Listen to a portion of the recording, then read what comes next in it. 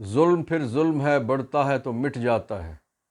خون پھر خون ہے، ٹپکے کا تو جم جائے گا۔ بسم اللہ الرحمن الرحیم۔ ناظرین، میں ہوں فاروق اوان ایڈوکیٹ، اور آپ اپنا یوٹیوب چینل دیکھ رہے ہیں۔ بہت شکریہ، آپ قیمتی وقت میں سے وقت نکال کے ہماری حوصلہ افزائی کرتے ہیں، ہمارا پروگرام سنتے ہیں، ہمارا تجزیہ تبصرہ سنتے ہیں اور اپنی قیمتی رائے بھی دیتے ہیں۔ جن احباب نے ہمارا یوٹیوب چینل سبسکرائب نہیں کیا، ان سے گزارش ہے کہ وہ چینل سبسکرائب کر لیں اور اپنی پسند سے ہمیں مزید آگاہ کریں جو کچھ وہ سننا چاہتے ہیں۔ ناظرین، میں نے جو ابتدائیہ میں شعر پڑھا، ظلم پھر ظلم ہے، بڑھتا ہے تو مٹ جاتا ہے، خون پھر خون ہے، ٹپکے گا تو جم جائے گا۔ پاکستان میں اس وقت دونوں کام ہو رہے ہیں، خون بھی گر رہا ہے اور ظلم بھی ہو رہا ہے۔ ظلم کرنے والا کون ہے اور مظلوم کون ہے؟ مظلوم پوری قوم ہے۔ مظلوم ارشد شریف شہید بھی ہے، ذل شاہ بھی ہے، عمار معصوم اور بے گناہ بچہ وہ بھی ہے ان شہیدوں میں، اور جو بے شمار لوگ اور جو اس وقت جیلوں میں، جنہیں پی ڈی ایم کی اس حکومت نے ناکردہ گناہوں میں اٹھا کے پھینکا ہوا ہے، وہ بھی ہیں، اور ہماری مائیں بہنیں بیٹیاں بھی ہیں۔ ناظرین، آج ایک اسلام آباد سے ایک سینئر صحافی جناب خالد جمیل، جن کا تعلق ABN نیوز سے ہے، انہیں گرفتار کر لیا گیا ہے۔ یہ گزشتہ دن ان کی گرفتاری ہوئی ہے، اور شکر یہ ہے کہ عمران ریاض کی طرح وہ غائب نہیں ہوئے، بلکہ ان کی گرفتاری FIA سائبر کرائم ونگ نے ظاہر کر دی ہے۔ یہ ان پہ الزام یہ ہے کہ انہوں نے معصوم شہید عمار کے حوالے سے، جو عباد فاروق PTI کے جو ایک رہنما ہیں، ورکر ہیں، ان کا بیٹا، اس حوالے سے کچھ انہوں نے ٹویٹ کیے۔ ظاہر ہے پاکستانی ہونے کے ناطے، انسان ہونے کے ناطے، اس وطن کا شہری ہونے کے ناطے، اس ریاست کا باشندہ ہونے کے ناطے ہر آدمی کو اظہار رائے کا حق ہے، اور بالخصوص صحافی حضرات، ان کو تو ظاہر ہے ان کا حق زیادہ بنتا ہے کہ وہ زیادہ بولیں، زیادہ لکھیں، زیادہ تبصرے و تجزیے کریں، کیونکہ ان کا پروفیشن ہی یہی ہے۔ اور کسی عرصے میں یہ کہا جاتا تھا کہ ریاست کا چوتھا ستون ہے، لیکن اس وقت چوتھے ستون کا عالم یہ ہے کہ جو غٹ قسم کے بڑے بڑے موٹے موٹے ہیں، ان میں وہ سارے کھوکھلے ہو چکے ہیں، ان کو دیمک کھا چکی ہے۔ لیکن اگر کوئی تھوڑا بہت کچھ بچا ہے تو وہ صرف سوشل میڈیا بچا ہے، یا کچھ صحافی، اینکر اور کچھ ایسے لوگ جو اس فیلڈ میں جو اپنا معافی ضمیر بیان کر دیتے ہیں، جو ظلم کو ظلم کہنے کی ہمت اب بھی رکھتے ہیں۔ ان میں خالد جمیل نے بھی ایسا ہی کیا۔ اگرچہ ناظرین، جو خالد جمیل کا تعلق ABN نیوز سے، ABN نیوز کس کا ہے؟ اوصاف کا، اور اوصاف PDM کی جماعتوں کا نمائندہ اخبار ہے، اور اس میں کوئی دوسری رائے نہیں ہے۔ بس خالد جمیل کو اس ایک ٹویٹ کی وجہ سے اس کا گناہ یہ تھا، اور نشان عبرت بنانے کے لیے خالد جمیل صاحب کو یہاں ایک کاغذ جس پہ وہ جرائم ان کے لکھے اور سزا اور سارا کچھ جو کچھ ہونا ہے وہ لکھا ہوا ایک کتبہ پکڑاتے ہیں۔ ناظرین، یہ اس طرح سے ہوتا ہے کہ جو چور، ڈکیت اور منشیات فروش، انہیں جب گرفتار کیا جاتا ہے تو تھانے والے ایسے ایک تختی ہوتی ہے، اس پہ جرائم لکھ کے تو ملزم کی تصویر بنا لیتے ہیں، وہ اپنے ریکارڈ کے لیے بناتے ہیں۔ لیکن یہ جو کچھ خالد جمیل صاحب کے ساتھ ہوا کہ چوروں، ڈکیتوں، منشیات فروشوں اور ایسے کبھی افعال والے ملزمان یا مجرمان کی طرح سے سلوک کیا گیا، میں یہ سمجھتا ہوں کہ یہ میڈیا پہ بہت بڑا بار ہے۔ بے شمار بار اس سے پہلے ہو چکے ہیں، لیکن PDM کا تسلسل، یہ جو حکومت ہے، جو کیئر ٹیکر ہونا چاہیے لیکن چیئر ٹیکر ہے، نگران ہونا چاہیے یہ لیکن یہ اپنے آپ کو نگہبان ہی سمجھتے ہیں، یہ جو کچھ کر رہے ہیں یہ بہت زیادتی کر رہے ہیں، اور اس پہ جتنی آواز اٹھائی جائے وہ کم ہے۔ عمران ریاض کے لیے ہم آواز اٹھاتے ہیں، پوری قوم آواز اٹھاتی ہے، اور آج ہم خالد جمیل صاحب کے لیے بھی آواز اٹھا رہے ہیں۔ ناظرین، شہباز شریف اپنے آبائی وطن برطانیہ سے واپس آتے ہی اگلے دن پھر روانہ ہو گئے لندن، اور ان کے ساتھ ان کی بھتیجی جناب مریم صاحبہ بھی چلی گئی ہیں۔ یہ کیا وجہ ہے کہ یہ فوری طور پہ انہیں واپس جانا پڑا؟ آپ کو ہم خبر دیتے ہیں، دو وجوہات ہیں۔ پہلی وجہ یہ ہے کہ نون لیگ میں سے بہت سے لوگ نواز شریف صاحب کے آنے سے پہلے، میں نام نہیں لیتا،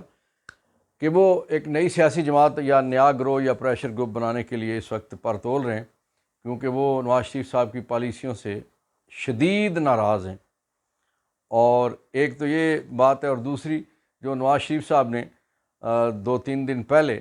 اپنا ایک نیا بیانیہ دیا، آپ کو پتہ ہے نا، پہلا بیانیہ تھا مجھے کیوں نکالا، اس کے بعد بیانیہ آیا کہ ووٹ کو عزت دو، پھر ووٹ کی عزت کے بعد نوٹ کو عزت دو، نوٹ کے عزت والے معاملے کے بعد پھر بوٹ کو عزت دو، پھر جی ہم ایک پیج پہ آ گئے ہیں۔ پھر رانا ثناء اللہ نے رہتی جو تھی وہ کسر کل نکال دی کہ اپنے انٹرویو میں رانا ثناء اللہ صاحب نے یہ کہا کہ ہم نے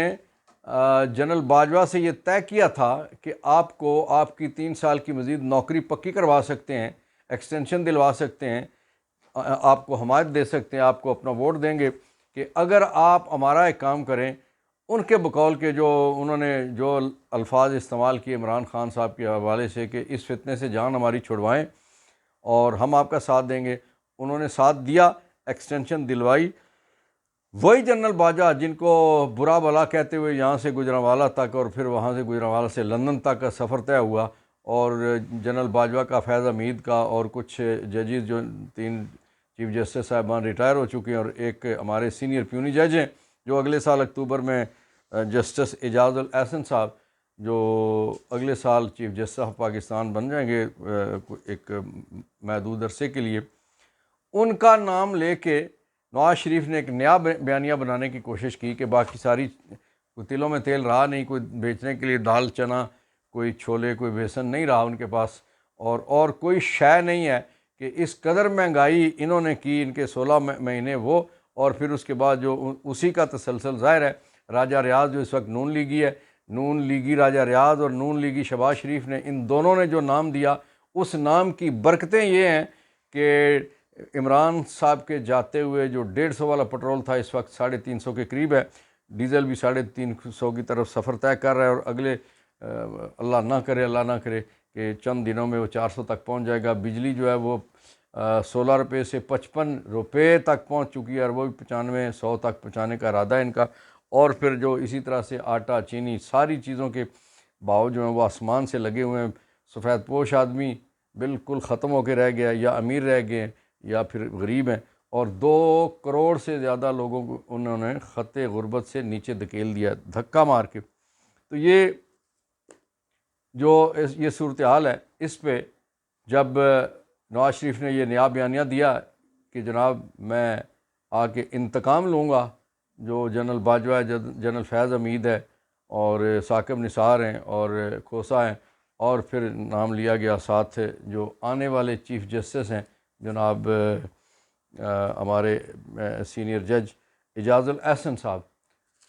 تو وہ اس پہ پھر رولا پڑ گیا کہ جہاں کوئی انہیں نواز شریف صاحب کو کوئی امیدیں دلوائی گئی تھیں، ان سے کوئی پیکٹ تھا جو لندن پلان تھا، اس کے حوالے سے جب یہ بات کی گئی تو پھر ادھر سے جھنڈی دکھا دی گئی۔ آپ کو پتہ ہے نا کہ 23 مارچ کو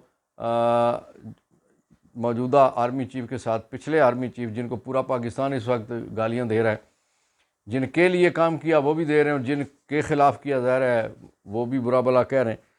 تو موجودہ آرمی چیف نے جنرل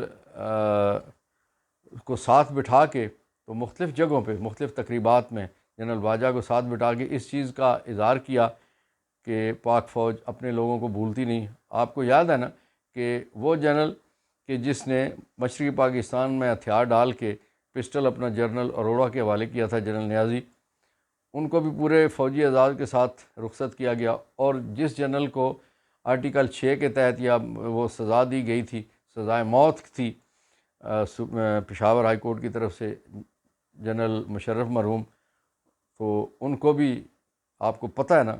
کہ یہاں سے سزا دینے والوں نے خود ہی یہاں سے خیر خیریت سے انہیں رخصت کیا، اور انہوں نے باقی عرصہ حیات جو ہے باہر گزارا، اور پھر میت ان کی پاکستان واپس آئی۔ تو اس لیے یہ پیغام دیا گیا بڑا سخت انداز سے کہ جناب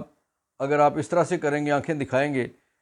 ویسے ان کا ٹریک ریکارڈ یہی ہے کہ 3 دفعہ آنکھیں دکھائیں انہوں نے، عدلیہ کے ساتھ لڑائی کی، فوج کے ساتھ لڑائی کی، اور ہر دفعہ اسی وجہ سے وہ چلتے بنے کہ انہیں بٹھایا جاتا ہے کہ شاید کوئی سیکھ گئے ہیں لیکن کچھ نہیں سیکھا ہوتا، پھر دھکا مار کے نیچے اتار دیا جاتا ہے۔ اور اب چوتھی دفعہ جو پروگرام وہ بنا رہے تھے، انہیں پتہ نہیں کون سے ایم کو کی جنت میں رہتے ہیں، کہ انہوں نے پہلے اناؤنس کیا کہ جناب 1 ارب آدمی استقبال کے لیے آئے گا، اور اس کے بعد انہوں نے کہا کہ لاہور بھر جائے گا، ایئرپورٹ سے فلاں جگہ تک یہ پوزیشن ہوگی۔ پھر جب سروے کروائے گئے، لوگوں سے پوچھا گیا، تو لوگ تو کسی اور انداز سے، وہ تو گندے ٹماٹر اور انڈے اگرچہ مہنگے ہیں لیکن اس کے باوجود لوگ تھوڑی بہت قربانی دینے کے لیے تیار ہیں۔ تو وہ لوگوں نے استقبال کا اس طرح کا پروگرام بنایا۔ تو پھر جاوید لطیف صاحب نے یہ کہا کہ جناب وہ ہم یہ چاہتے ہیں کہ شہریوں کو تکلیف نہ ہو، کوئی ریلی شیلی کوئی نہیں نکالیں گے، تو ہم مینار پاکستان پہ ایک جلسہ کر لیں گے چکا چوند روشنیوں میں۔ پتہ نا آپ کو کہ روشنیوں وہ ایفیکٹس ایسے ہوتے ہیں کہ 10 بندے کو 100 دکھا سکتے ہیں، اور 100 کو لاک کر کے وہ دکھا دیں گے کیمرے ٹرک سے۔ تو یہ ہے کہ وہ جب چیزیں سامنے آئیں تو پھر ان کا پروگرام وہ استقبال والا بدل گیا، اور پھر اس پہ سونے پہ سہاگا یہ ہوا کہ نواز شریف صاحب کے نئے بیانیہ نے سارا کچھ تلپٹ کر کے رکھ دیا۔ اسی لیے چچا اور بھتیجی یہاں سے بھاگم بھاگ گئے ہیں، لیکن ادھر خبریں یہ آ رہی ہیں کہ یہاں سے روشنی ہو چکی ہے، اور پھر خاص طور پہ احتساب کے کیسز دوبارہ نیب کا جو انہوں نے قانون بنایا تھا، اندھا قانون، وہ ختم ہونے کی وجہ سے کیسز سارے کے سارے دوبارہ کھل گئے ہیں۔ اور یہ بھی تیسری وجہ ہے کہ نواز شریف صاحب کے آنے کے امکانات مزید معدوم ہو گئے، کم ہو گئے، اور آنے والے وقت میں شاید کوئی نئی بیماری نکل آئے گی، شاید کوئی نیا بیانیہ نکل آئے گا، شاید نئی پریشانی نکل آئے گی، لیکن نہیں نکلیں گے تو لندن سے نواز شریف نہیں نکلیں گے۔ اللہ تعالیٰ آپ کا، میرا، ہم سب کا حامی و ناصر ہو۔ پاکستان پائندہ باد۔